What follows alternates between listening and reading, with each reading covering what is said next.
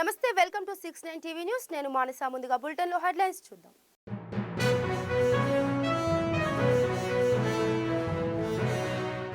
రైతును రాజును చేయడమే కాంగ్రెస్ ప్రభుత్వం లక్ష్యం.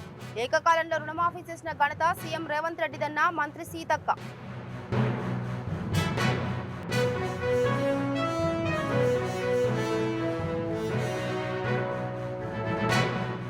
నేటి నుండి ఈ నెల 12వ వరకు శ్రీవారి సాలకట్ల బ్రహ్మోత్సవాలు. స్వామివారి దర్శనానికి తిరుమలకు భారీగా చేరుకున్న భక్తులు.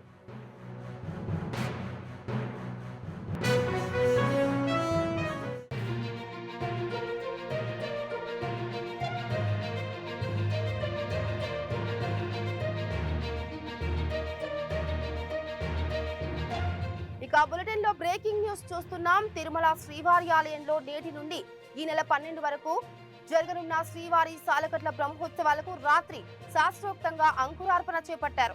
ఇందులో భాగంగా శ్రీవారి తరఫున సేనాధిపతి అయిన శ్రీ విశ్వక్షేణుల వారు ఆలయ 4 మాడ వీధుల్లో ఊరేగింపుగా వెళ్లి బ్రహ్మోత్సవాల ఏర్పాట్లను పర్యవేక్షించారు. అనంతరం అంకురార్పణ కార్యక్రమాల్లో భాగంగా ఆలయంలోని యాగశాలలో భూమాతకు ప్రత్యేక పూజ నిర్వహించి పుట్టమనులో నవధాన్యాలను నాటి వైకానస ఆగమోక్తంగా అంకురార్పణ ఘట్టం నిర్వహించారు.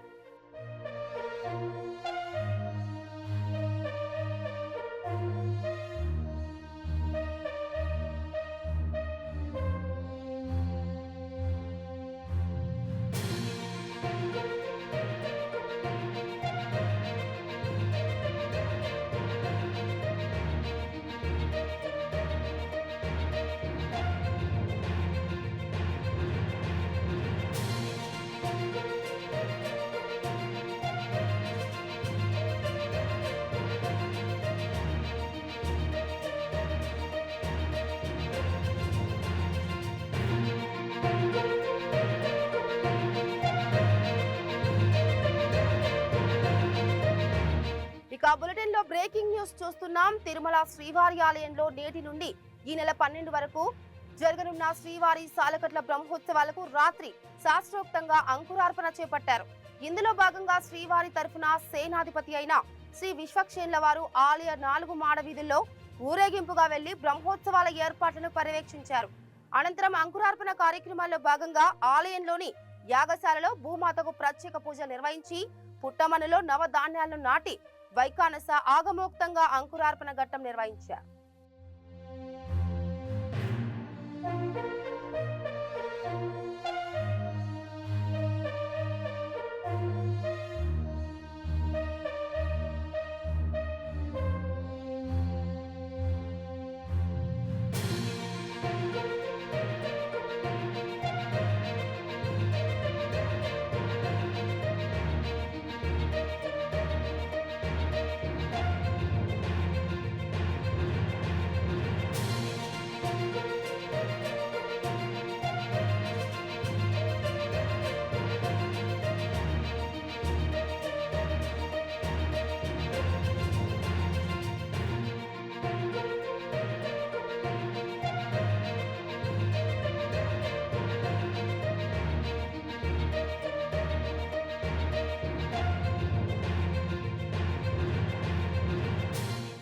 ఇక రైతును రాజును చేయడమే కాంగ్రెస్ ప్రభుత్వం లక్ష్యమన్నారు మంత్రి సీతక్క.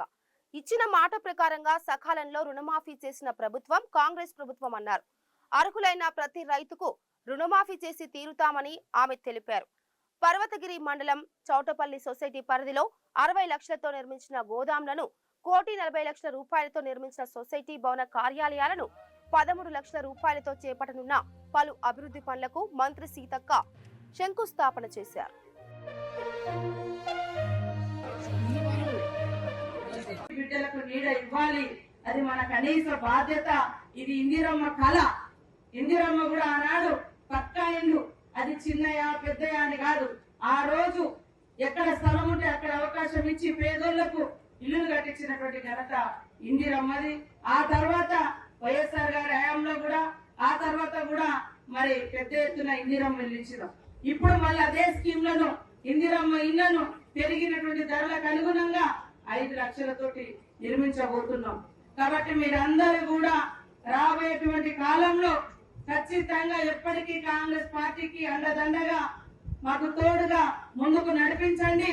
మీ యొక్క జీవితాలలో వెలుగు నింపడం కోసమే ఈ కాంగ్రెస్ ప్రభుత్వము, రాహుల్ గాంధీ గారు గాని, రేవంత్ రెడ్డి గారు గాని, మన మల్లికార్జున్ ఖర్గే గారు గాని, మేమందరం గాని కృషి చేస్తామని తెలియజేస్తా ఉన్నాం. ముఖ్యంగా మన తెలంగాణలో బతుకమ్మ అంటేనే చెరువుల పండుగ. చెరువుల దగ్గర పూజలు చేసుకునే పండుగ, ఆటలాడుకునే పండుగ, చెరువులకు ఒక రకంగా పూజించుకునే పండుగ. పూలతోటి పూలను పేర్చుకొని, మరి ఎందుకంటే ఇందాక చెప్పిండు బతుకమ్మ ఇక్కడ పుట్టిందని. బతుకమ్మ ఎక్కడ పుట్టిందంటే చెరువులో ఉన్నటువంటి తెలంగాణ ప్రాంతం. మీ ఊర్లోనే పుట్టొచ్చు, నాకు అంటే చరిత్ర ఇప్పుడే చెప్పిండ్రు, కానీ తెలంగాణ గడ్డ మీద బతుకమ్మ పుట్టింది. బతుకమ్మ పుట్టడానికి కారణం చెరువులు. ఆనాడు మరి మనకు ఈ బోర్లు లేవు, మోటార్లు లేవు, కాలువలు లేవు. 100 ఏళ్ల నాటి కాకతీయుల కాలం నాటి నుంచి చెరువుల మీదనే మన జీవనాధారం. చెరువులలో నీళ్లు నిండాలే, ఆ నీళ్లతోటే మనం ఒళ్ళు కడుక్కునేది, బట్టలు పిండుకునేది, మరి పంటలు పండించుకునేది, చెరువు నీళ్ళే తాగేది. కడప జిల్లాకు చెందిన ఎమ్మెల్సీ రాంభూపాల్ రెడ్డి వ్యాఖ్యలను అతని విజ్ఞతకే వదిలేస్తున్నానని ఎంపీ అవినాష్ తెలిపారు. లా అండ్ ఆర్డర్ వైఫల్యానికి కూటమి ప్రభుత్వమే బాధ్యత వహించాలన్నారు. ప్రజలను తప్పుతోవ పట్టించే ప్రయత్నంలో టీడీపీ అక్రమ మైనింగ్ వినియోగించే క్రమంలోనే జెలటిన్ స్టిక్స్ ను విచ్చలవిడిగా అమ్మకాలు కొనసాగిస్తున్నారని ఆరోపించారు. వైద్య శాఖలో ఎన్ఎంఎస్ మంజూరు చేసిన 750కి పైగా సీట్లను కోల్పోయే పరిస్థితికి తెచ్చింది కూటమి ప్రభుత్వమే అన్నారు. గత ప్రభుత్వానికి మంచి పేరు వస్తుందని, వైద్య శాఖ వ్యవహారాల్లో రాష్ట్ర మంత్రి సత్యకుమార్ అసత్య ఆరోపణలు చేస్తున్నారని ఎంపీ అవినాష్ ఆరోపించారు. పవర్లో ఉండేది వీళ్ళు, ప్రభుత్వంలో ఉండేది కూటమి ప్రభుత్వం, తెలుగుదేశం ప్రభుత్వము. వాళ్ళ హయాంలో యాక్సిడెంటల్ డెత్ కూడా కాదు, జెలటిన్ స్టిక్స్ యాక్సిడెంటల్గా ఏదైనా మైన్స్ దగ్గర బ్లాస్ట్ అయ్యి పొరపాటున జరిగిన పరిస్థితి కూడా కాదు. ఇది బ్లేటెంట్గా ఒక ఊర్లో ఒక మనిషిని చంపడానికి, ఒక హత్య చేయడానికి జెలటిన్ స్టిక్స్, డెటనేటర్లు వాడి మనుషులను చంపుతా ఉన్నారంటే is it not law and order failure కాదా? అది కామన్ సెన్స్ ఉన్నవాడు ఎవడైనా దానికి మళ్ళీ తిరిగి విమర్శిస్తున్నారు చూడండి, అది లా అండ్ ఆర్డర్ ఫెయిల్యూర్ కాదా? దీనికి కారణం ఏంది? అక్రమ మైనింగ్ జరుగుతూ ఉండడమే దీనికి ప్రధానమైన కారణం. ఆ అక్రమం, మీకు ధైర్యం ఉంటే, నిజాయితీ ఉంటే, శక్తి ఉంటే, మీ కూటమి ప్రభుత్వానికి చిత్తశుద్ధి ఉంటే ఆ అక్రమ మైనింగ్ అరికట్టండి. జిల్లా వ్యాప్తంగా విచ్చలవిడిగా జూదం ఎక్కువైపోయింది. ఈ జూదాన్ని అరికట్టండి, దొంగతనాలను అరికట్టండి, లా అండ్ ఆర్డర్ ల్యాప్సెస్ని అరికట్టండి. అంతే తప్ప మళ్ళా దానికి ప్రతి విమర్శ మళ్ళా చేయడము సిగ్గుచేటు. నిజంగా ప్రభుత్వం మీది, మీ హయాంలో జెలటిన్ స్టిక్స్ వాడి ఈ మాదిరి హత్యలు చేసే పరిస్థితి మనం చూస్తూ ఉన్నాం. దాన్ని అరికట్టాల్సింది పోయి, అక్రమ మైనింగ్ అరికట్టాల్సింది పోయి మళ్ళీ తిరిగి విమర్శ చేస్తున్నారంటే వారి విజ్ఞతకే వదిలేస్తా ఉన్నా, వారి మూర్ఖత్వాన్ని. మాదాపూర్ హెచ్ఐసిసిలో సుచీర్ ఇండియా ఆధ్వర్యంలో ticket to horn bill Nagaland music festival national press conference నిర్వహించారు. ఈ కార్యక్రమానికి ముఖ్య అతిథులుగా తెలంగాణ రాష్ట్ర పర్యాటక శాఖ మంత్రి జూపల్లి కృష్ణారావు, నాగాలాండ్ పర్యాటక శాఖ మంత్రి టెన్జిన్ ఎలాంగ్ పాల్గొన్నారు. దేశంలోని అన్ని రాష్ట్రాల భిన్న సంస్కృతులు ఉన్నవారు పక్క రాష్ట్రాల సంస్కృతిని గౌరవించుకొని టూరిజం రంగ అభివృద్ధికి కృషి చేయడం జరుగుతుందన్నారు ఇరువురు మంత్రులు.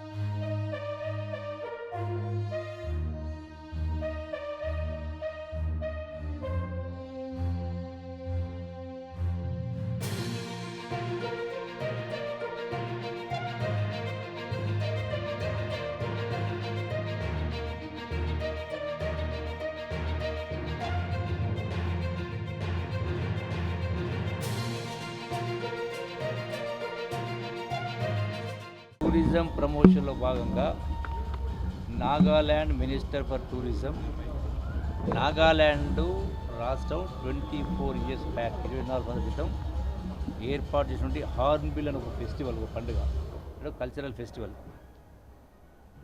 ఇది ఒక ప్రపంచంలోనే ఒక ప్రత్యేకమైనటువంటి స్థానాన్ని సంపాదించుకున్నది. సో ఈ టూరిజంను ప్రమోట్ చేసే దానిలో భాగంగా నాగాల్యాండ్ నుండి cultural teams, Nagaland team, Nagaland team అడ్వైజర్లు అందరూ కూడా ఇక్కడ రావడం జరిగింది. ఇప్పుడు తెలంగాణ అయినా నాగాల్యాండ్ అయినా దేశంలోని అన్ని రాష్ట్రాలు కూడా ఒక రాష్ట్రం నుంచి ఇంకో రాష్ట్రానికి మార్కెటింగ్ చేసుకోవడం, కల్చరల్ ఎక్స్చేంజ్ చేసుకోవడం, యూనిటీ డైవర్సిటీగా మొత్తం టోటల్గా కలిసిపోవాలి. ఇవాళ వన్ అనేది చాటడం కోసం, టూరిజం ప్రమోట్ చేయడం కోసం వస్తూ ఉన్నారు. మనం కూడా రేపే తెలంగాణ టూరిజం డిపార్ట్మెంట్ కూడా రేపే దుబాయ్ అండ్ యుఎస్ కూడా తెలంగాణ టూరిజం డిపార్ట్మెంట్ ఆఫీస్ అందరూ కూడా వెళ్ళి అమెరికాలో జరుగుతున్నటువంటి అంతర్జాతీయ టూరిజం ప్రోగ్రాంలో భాగంగా ఇలా పార్టిసిపేట్ అని కూడా జరుగుతుంది. అంటే తెలంగాణలో ఈ రోజున పెద్ద ఎత్తున రకరకాల ఈ యొక్క కల్చరల్ యాక్టివిటీస్ పర్ఫామ్ చేయడమే కాకుండా తెలంగాణలో ఉన్న టూరిజం ప్రాంతాల్లో గడిచిన దశాబ్దాల నుంచి నిర్లక్ష్యానికి గురైనటువంటి టూరిజంను మినిమం ఫెసిలిటీస్ లేవు చాలా చోట్ల, ఆ ఫెసిలిటీస్ క్రియేట్ చేయడం కానీ, అట్లాగే చాలా గొప్ప అద్భుతమైనటువంటి ప్రాంతాలు ఉన్నాయి, వాటర్ బాడీస్ ఉన్నాయి, కట్టడాలు ఉన్నాయి. సో వాటిలో ప్రపంచంలో ఏమీ లేకుండా అన్నీ ఉన్నట్టుగా మనకు కనపడతా ఉన్నాయి. ఇక్కడ అన్నీ ఉన్నా ఏం లేనట్టు కనపడుతుంది. సో వాటి నుండి ప్రపంచ స్థాయితో పోటీ పడే విధంగా తీర్చిదిద్దే కార్యక్రమం చేస్తూ ఉన్నాం. అంటే బోటింగ్ కావచ్చు, అట్లాగే బోటింగ్తో పాటుగా స్కైవేస్ కావచ్చు, అండ్ ఆల్సో రోప్ వేస్ కావచ్చు, అండ్ ఎక్కడ ఎవరికి వెళ్ళినా కూడా అంటే ఫెసిలిటీస్ లేవు కాబట్టి టెంపరీగా అంటే లైక్ మొబైల్కు వచ్చేటువంటి ఒక 6 మాసాల్లో వాతావరణం కొట్టుచు మారేటువంటి పరిస్థితి ఉంటుంది. దీంతో పాటుగా మార్కెటింగ్ కూడా ఈక్వల్ ఇంపార్టెంట్. ఒకటి ఫెసిలిటీస్ ప్రొవైడ్ చేయాలా, రెండవది రాష్ట్రంలో ఉన్నటువంటి టూరిజం ప్రాపర్టీస్ డెడ్ క్యాపిటల్గా మిగిలిపోయినాయి. Hundreds of crores worth revenues లేవు, నిరర్థంగా ఉన్నాయి. సో వాటన్నిటిని కూడా ఉపయోగించుకొని అమ్మే కార్యక్రమం కాదు, పబ్లిక్ ప్రైవేట్ పార్ట్నర్షిప్ ద్వారా రాష్ట్రానికి ఆదాయం రావడం, టూరిజం డెవలప్మెంట్ చేయడం, దాంతోపాటుగా ప్రజలకు కూడా అంటే ఒక నిరుద్యోగులకు కొంత ఉద్యోగ అవకాశాలు, ఉపాధి అవకాశాలు జరుగుతాయి. ఇక తెలంగాణ పబ్లిక్ సర్వీస్ కమిషన్ ముందు గ్రూప్ 1 పోస్టర్ల కలకలం నెలకొంది. తెలుగు అకాడమీ పుస్తకాలు పోటీ పరీక్షలకు ప్రామాణికం కాదని ప్రభుత్వం కోర్టుకు చెప్పిన నేపథ్యంలో వాటిని ఎవరు కొనవద్దని విజ్ఞప్తి చేస్తూ పోస్టర్లు వెలిశాయి. దీనితో పాటు నేను ఒక నియంతని, తప్పు జరిగితే ఒప్పుకోనని పోస్టర్లు వెలిశాయి. గ్రూప్ 1లో 150 ప్రశ్నలు తయారు చేయాలని తెలంగాణ పబ్లిక్ సర్వీస్ కమిషన్ సిగ్గు అంటూ అని పోస్టర్లు అంటించారు. తెల్లవారేసరికి పోస్టర్లు ఎవరు అంటించారని ఆరా తీస్తున్నారు అధికారులు.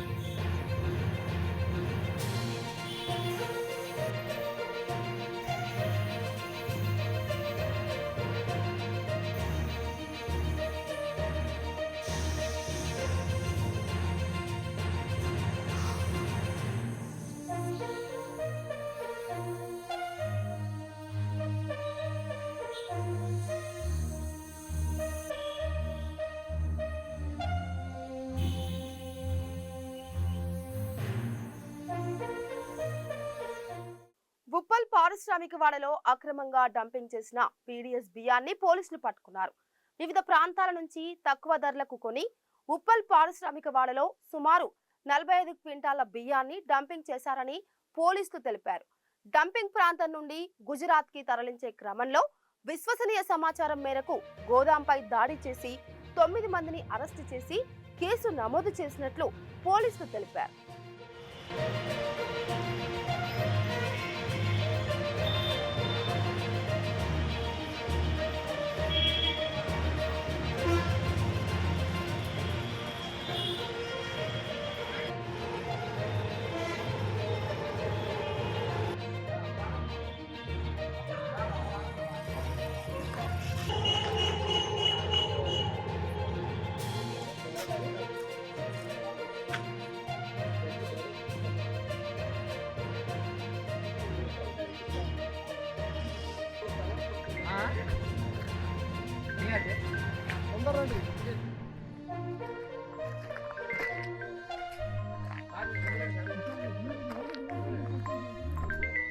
వాడు యాక్షన్ చేస్తుండు వాడు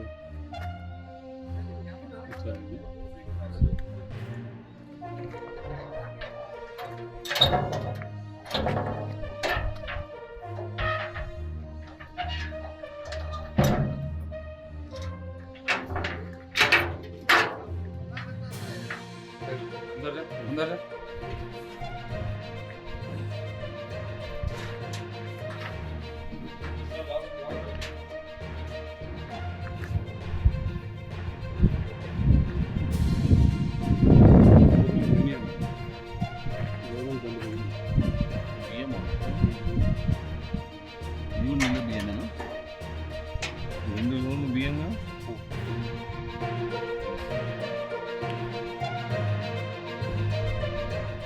యూట్యూబర్ చిలుక ప్రవీణ్ పై దాడి జరగడంతో ఆయనను సోమాజిగూడ యశోద హాస్పిటల్ కు తరలించారు. కాగా మాజీ మంత్రి జగదీశ్వర్ రెడ్డి ఆయన అనుచరులు ప్రవీణ్ ను పరామర్శించడానికి హాస్పిటల్ కు వెళ్లి ప్రవీణ్ చెప్పే విషయాలను చిత్రీకరించడానికి ప్రయత్నించారు. దీనిపై హాస్పిటల్ సెక్యూరిటీ సిబ్బంది అభ్యంతరం వ్యక్తం చేశారు. ఈ సందర్భంగా ఇరువురి మధ్య మాటామాట పెరిగి వాగ్వాదం చోటు చేసుకుని చివరకు 2 వర్గాల మధ్య ఘర్షణకు దారి తీసింది.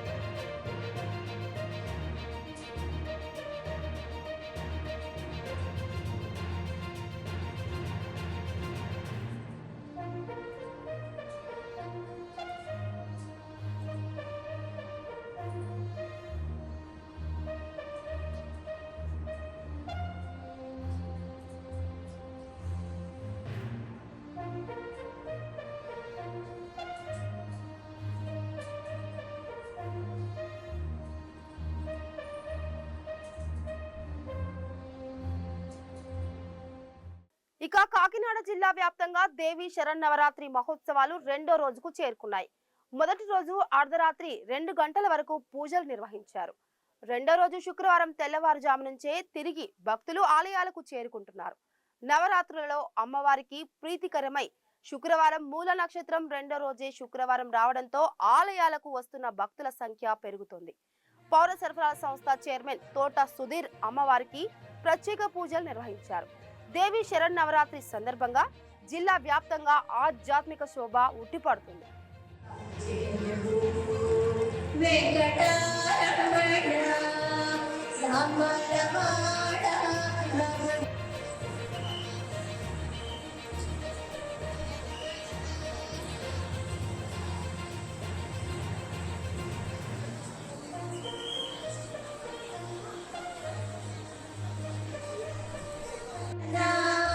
పద్మావతి రమణ గోవింద గోవింద కల్పవృక్షమై భక్తుల కాంచేయు వెంకటరమణ రామరవాడ రఘు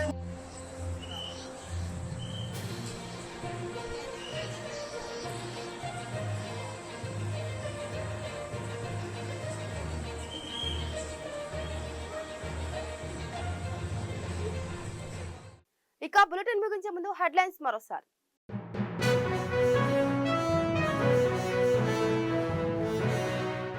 రైతును రాజును చేయడమే కాంగ్రెస్ ప్రభుత్వం లక్ష్యం. ఏకకాలంలో రుణమాఫీ చేసిన ఘనత సీఎం రేవంత్ రెడ్డిదన్న మంత్రి సీతక్క.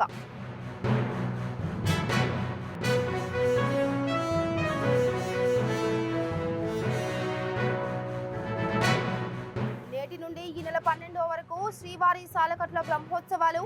స్వామివారి దర్శనానికి తిరుమలకు భారీగా చేరుకున్న భక్తులు.